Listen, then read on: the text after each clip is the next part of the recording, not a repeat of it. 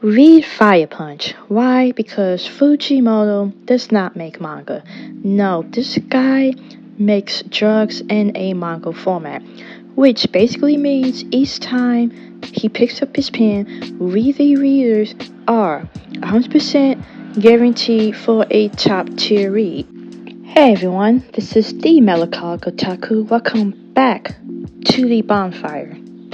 I hope you guys are having a pretty awesome day because today I am going to try my best. Why you should hopefully would want to give this manga series a very highly confusing manga. A manga that in true Fujimoto fashion is both confusing, kind of dumb, kind of weird, kind of chaotic, does not make any sense, but once you read it a second time and third time and fourth time, you kind of realize that Fujimoto, underneath the chaos, is trying to tell some type of message. Now, that particular message may not make sense at first, but trust me, it's there somewhere. So, as I said before, read FirePunch, because as I mentioned before, it is confusing, but it also happens to be pretty deep. Now, it is already a minute and 40 seconds of this video, and I still haven't told you guys a decent plot summary yet, which will probably be a good way to figure out whether or not you will want to read this manga. So here is a quick plot summary. Once upon a time, in a icy hellscape, there lived our main character, a boy named Agni. Now, Agni was happy. He had his sister, cool regen powers, and had his wonderful village of nice old people. All is fine and dandy. Agni has his sister, his village, and as I said before, his really cool regen powers. Which basically means that each time, for example, when Agni loses a limb, that limb is able to grow back. And because his limbs are able to grow back, Agni is able to feed his village in this icy hellscape, which means that yes, it is a village of cannibals.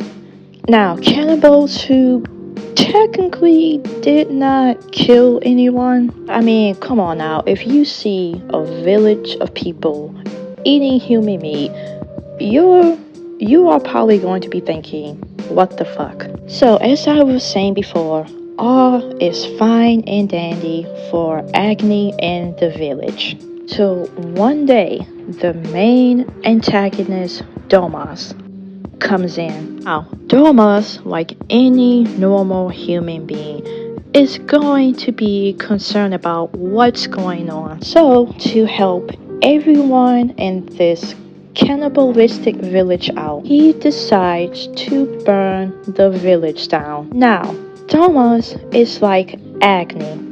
Like how Agni has like this really cool regen power, Thomas has like this really cool fire power. So basically, one day Agni is happy, and the next, his village is burnt to the ground. To make matters worse, and because Agni is the main character of this manga, his sister is dead, which basically means that not only does Agni lose his village of cannibals, and his little sister, who also may have wanted to quote unquote continue the family line with him, is now also dead.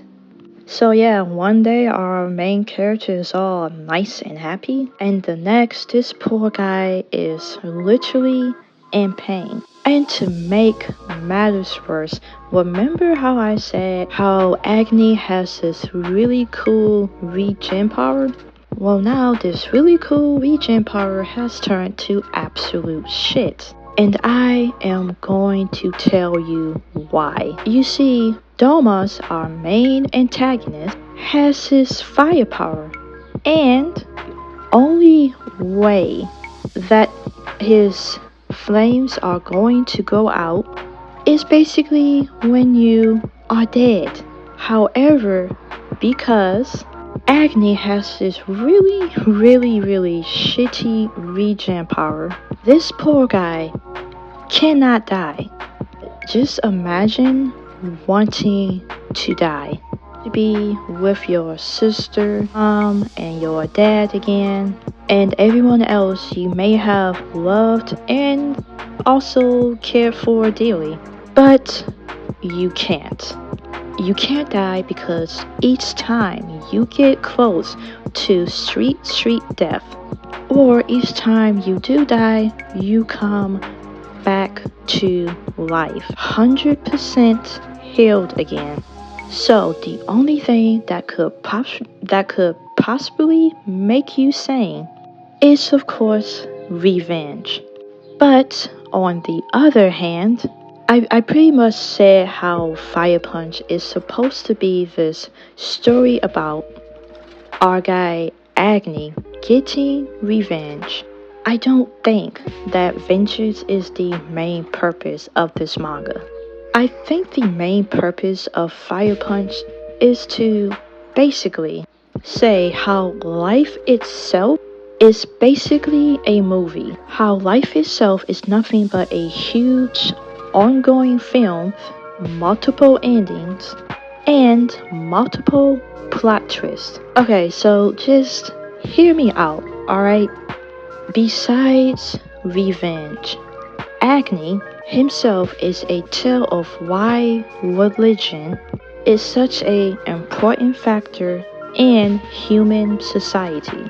He somehow becomes a symbol of hope, which kind of makes sense if you are living in a icy hellscape and if you see a naked fireman accidentally save you, then yeah, you too might also think that you have been saved by a divine entity.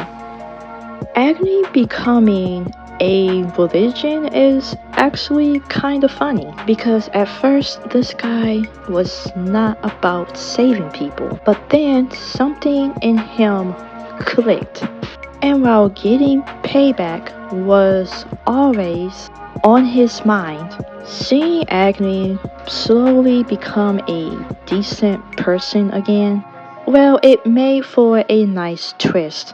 Or how Agni can literally be the symbol of life and death, or death and rebirth, constantly dying but also getting back to life.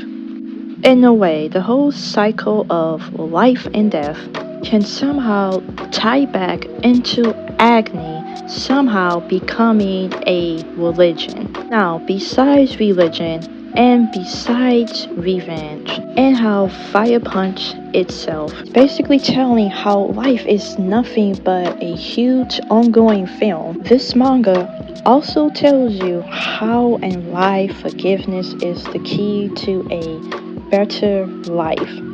Seeing our boy realize how much Domas, the same guy who burnt down his village, the same villain of this supposed movie, seeing how much Domas has changed and Agni going down this bigger path. You see our boy go from anger to forgiving the same Domas.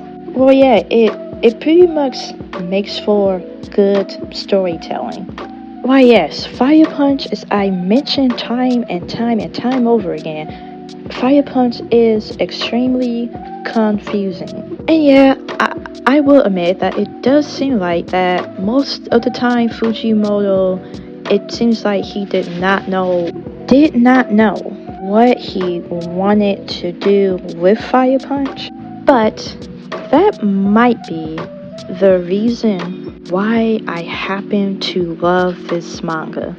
And as I keep mentioning before, Fire Punch is basically telling how life itself is a film. A film that will have multiple endings. Why? Because life and Fire Punch is multiple films being made.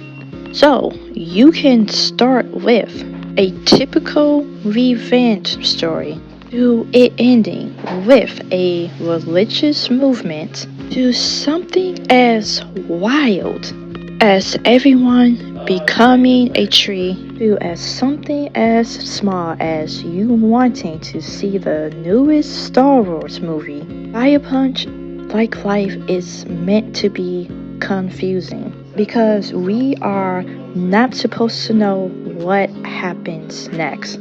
Fire Punch and life, they are supposed to have you on your feet trying to guess what is going to happen next. Like Agni, like Domas, and like many of the other lovable characters, our life isn't from point A to point B. No, there is going to be multiple things happening. Endings that we aren't supposed to know about until the time is right. So, you see why in the beginning I said that Fire Punch is a drug, because you don't know what type of high you are going to get. You don't know what type of film you are going to sit down and enjoy and watch. So, you know what? I hope I made this a bit sense of why you should read Fire Punch, because I feel like I rambled on a bit, but I hope you guys got the gist of it. But before I ramble on any longer, I think that I am basically going to end it here. And hopefully, I have convinced you guys to somewhat want to check out this ongoing, doesn't make any sense, weird and chaotic, has a deep meaning behind all of this craziness, but more importantly, it makes for a really, really good read. Okay, so yeah, I'm definitely going to end it here. If you guys happen to like the video, then please hit that like button. And if you want more content, then please hit that subscribe button. I hope you guys have an awesome day. This is the Melancholic Otaku, and bye bye.